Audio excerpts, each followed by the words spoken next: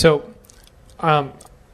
I believe that in my heart that I'm doing what is necessary in a positive way, thinking appreciative thoughts, meditating. All you can just list all the things, right? All the lists, too, yes. Right. So I'm wondering to myself, okay, so, okay, so I'm going to say this and don't get in my case because we can't. Where's the money? Ourselves. Where's the money, right? That's kind of like where I'm coming from because we're here to learn. And everybody probably, a lot of people here probably want more money, so we have to say it to you at least once, right? Okay, so what is it? Fine tuning or well, here because I played all the wonderful Abraham, things that have to be done. I believe, and yet it's not there. So obviously, the manifestation is a reflection of my energy. So what's the energy I need to change? I'm perfectly willing to do that. Whatever it is. Well, we want to address your wonderful question fully, and we are appreciating the heartfelt stance from which it is offered. And we want to say to you that if you have been, and you have been, applying a lot of the process, or maybe even all of the processes that Abraham has been offering, we want to say to you, those processes must not have been heavy-duty enough for the vibration that you are talking about. Now, here's what we mean by this.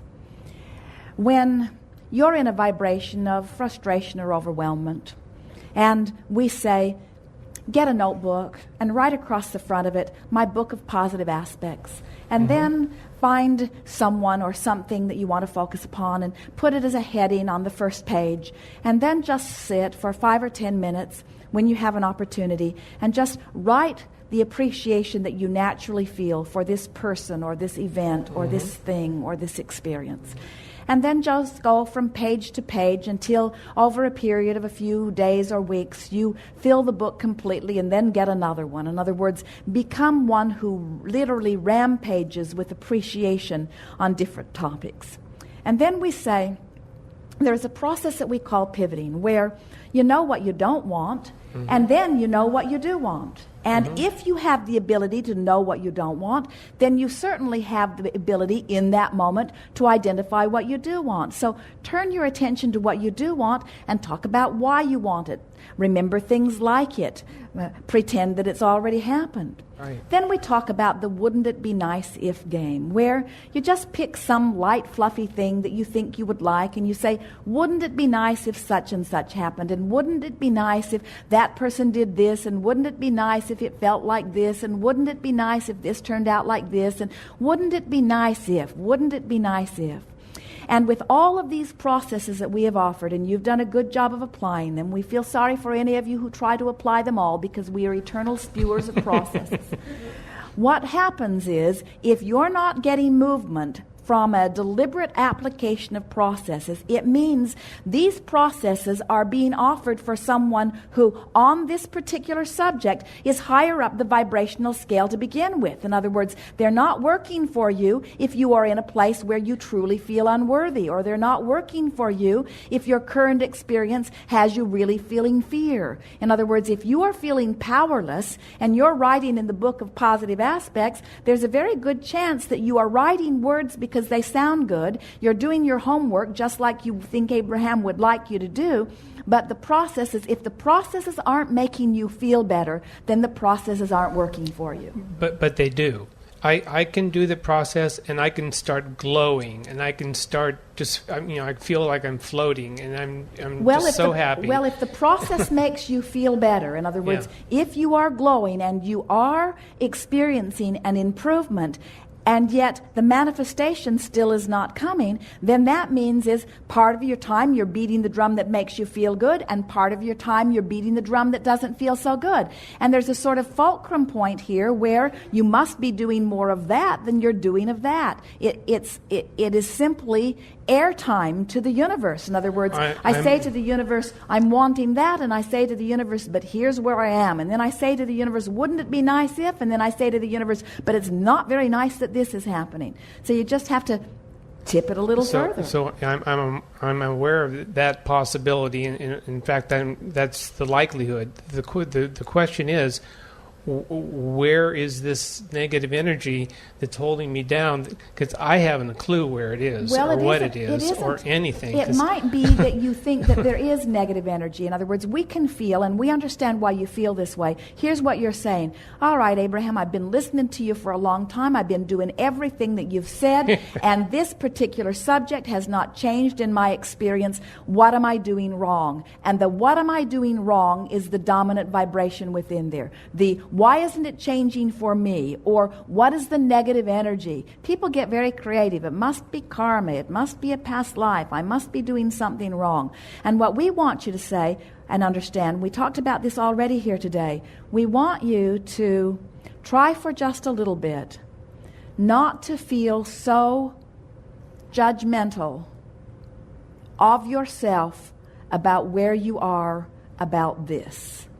In other words, you are the product of an environment, most everybody is, where you have been seen as you are. And so Esther laughed at Jerry the other day as he was teasing her. She was really serious with him about it, though, because she said something about something that she was going to do. And he reflected back to her what she usually does. And what she usually does is different than what she just said she was going to do. Mm-hmm. So what he was in effect saying was, I know you think you're going to do that, but you're not really going to do that. Mm-hmm. Well, where did he learn that? He learned that from watching her. In other words, he's heard her say that before, and he's seen her do that before. And when he pointed it out to her, Esther actually could feel how she's saying one thing, but he knew her vibration was so different from what she was saying, he couldn't hold it in. He should have. Yeah. But he couldn't hold it in. In other words, it was just so obvious to him that what she was offering vibrationally and what was really going to happen and what she was really attracting and where she was really heading were very different from her words. Now, we would have said to them, if they had asked, they didn't.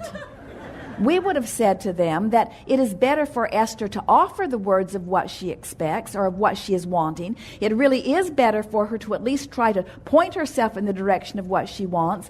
But there is something really worth taking time about. In other words, when you're saying that you want something and you're consistently not getting it, then you just have to finally stop and say, I'm clearly not offering the vibration that I think I'm offering. I've got to find a way to offer a different vibration. That's why I'm here. And that's what this moving up the emotional scale process really is about. It's the reason that we're talking about it with the intensity and the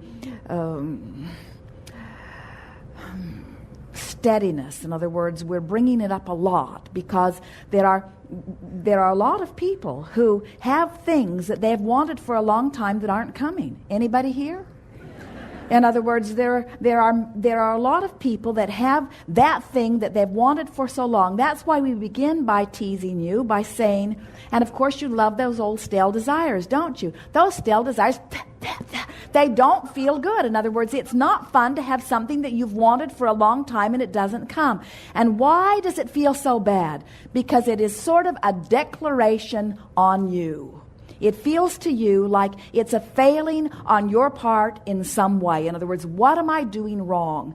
Now, you hedged that just a little bit by saying, is there negative energy? And we know that you sincerely want to know what it is you're doing wrong. And we want to say to you, you're just not feeling the right way about it. You don't feel like it's going to happen, so it can't happen. And then you say, well, that's why I'm here. I'd like to feel differently than I feel, but how can I feel differently than what I'm living? And we say, you have to pay less attention to what you're living and more attention to what you're wanting. And you say, I've heard this from you for 10 years, Abraham. We had this exact conversation 10 years ago, 9 years ago, 8 years ago. This exact same conversation. I'm tired, you say, of having this conversation. I want something new. I want a new perspective. I want a new way of looking at it. So here it is. Okay. Do you feel powerful or powerless about this subject?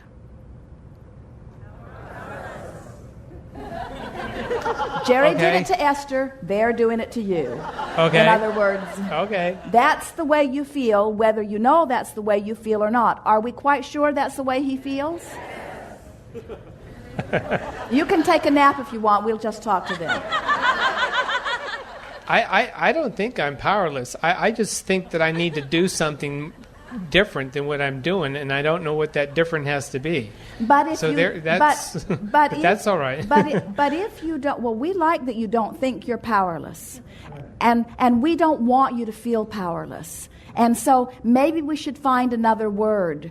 Do you feel powerful or confused? Probably confused. Better word for you. Yeah. Do you feel confused or exhausted about the topic? Ugh. A little exhausted, but I haven't given up, so I'm still after it. Well, we know you haven't given up. It's why you're asking. In other words, Right. your desire is out here blazing. But how you feel about it. So do you feel hopeful?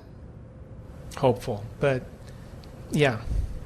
Does he feel hopeful? No. Well, you I see, do. No. You've learned all the words. You want to be hopeful. You want to feel hopeful. And hopeless feels awful. Hopeless feels Well, so awful it- that nobody even wants to admit that they feel that way. We don't blame you for not wanting to admit that you feel hopeless on this subject. But it's how like long hopeful, but running out of options. I guess that would be it. Well, that's very... That's Yeah. very clever. Is that That's hopeless? very clever. No, really. That's very clever. And we applaud your desire to sugarcoat your vibration, and we understand Okay. why you do it. In other words, that's what we've been talking about here today. It's inappropriate to be angry, so I should never admit to being angry, and and I'd lots rather feel hopeful than hopeless, so I will not say that I feel hopeless, and we're not trying to get you to admit to something that you don't want to admit to. We just want to say that the guidance system within you will show you how to get from where you are to wherever you want to be, and until you acknowledge where you are and feel where you are, you can't really feel the shift that will happen. In other words, as you say you're hopeful and you're up here doing hopeful kind of processes, you're not really getting any long-term movement. Where if you would acknowledge that you've been feeling a little hopeless, and then you really do some work here and now to feel something that feels better to you, and only you know, and the words that we're choosing don't matter at all. You just got to pick somewhere and see if you can't feel something that feels a little better. When you feel an improvement, you'll know you've felt an improvement, you see. So I'm starting at a too high of a level. You are. somehow. You are. I see.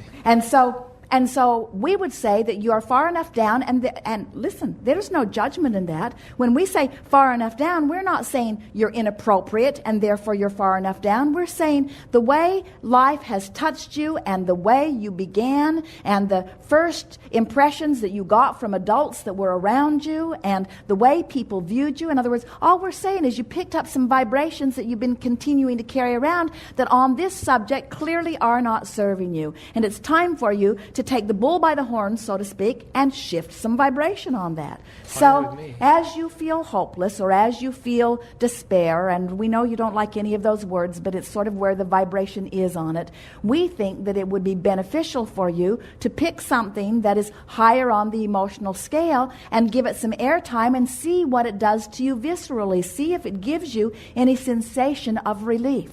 The operative word is feeling some relief, feeling some relief, feeling some relief, feeling some relief. Now, you can change the subject and get happy on a lot of things.